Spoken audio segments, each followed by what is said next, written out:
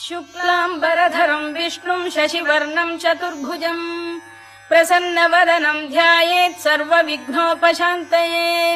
व्यासम् वसिष्ठनप्तारम् शक्तेः पौत्रमकल्मषम् पराशरात्मजम् वन्दे शुकतातम् तपोनिधिम् व्यासाय विष्णुरूपाय व्यासरूपाय विष्णवे नमो वै ब्रह्मनिधये वासिष्ठाय नमो नमः